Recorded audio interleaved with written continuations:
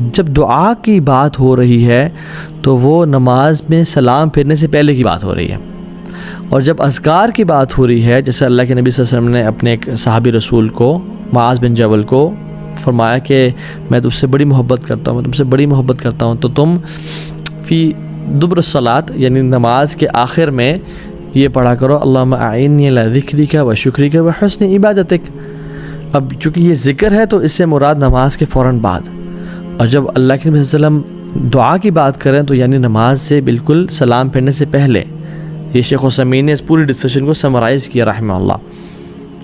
کیونکہ قرآن میں بھی آتا ہے نا کہ فَإِذَا قَضَيْتُمُ الصَّلَاةَ فَاذْكُرُوا اللَّهَ، جب تم نماز ختم کر تو اللہ کا ذکر کرو، ذکر از آفٹر صلاح، اور بہت سارے اذکار میں دعائیں بھی ہیں ڈیفینیٹلی، ٹھیک ہے۔ سو کہنے کا مطلب یہ ہے کہ دا آئرنی از اینڈ ایک جو عجیب بات ہے وہ یہ ہے کہ ہم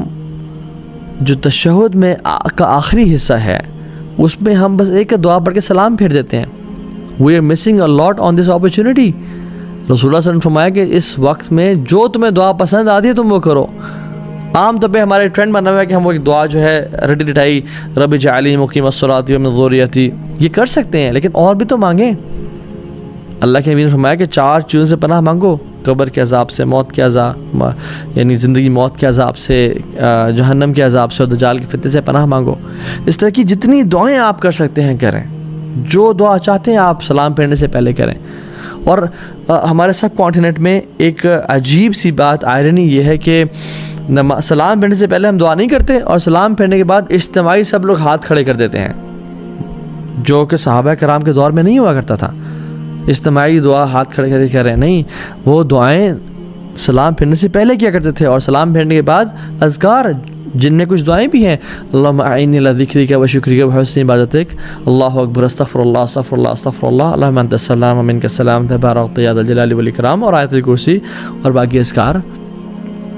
دس شوڈ بی ڈن بیفور سلام، اور دعائیں کریں کثرت سے۔ اور اس کے بعد دیکھیں، اگر میں آپ سے سوال پوچھوں کہ نماز کے بعد، نماز کے سلام پھیرنے کے فوراً بعد دعا کرنا افضل ہے، قرآن پڑھنا افضل ہے، یا اذکار کرنا افضل ہے، تو شاید آپ اسے کہیں ہاں قرآن پڑھنا افضل ہے شاید، تو صحیح آنسر یہ ہے کہ اذکار کرنا سب سے زیادہ افضل ہے۔ کیوں؟ کیونکہ سنت سے ثابت ہوتے ہیں نماز کے بعد اذکار کرنا۔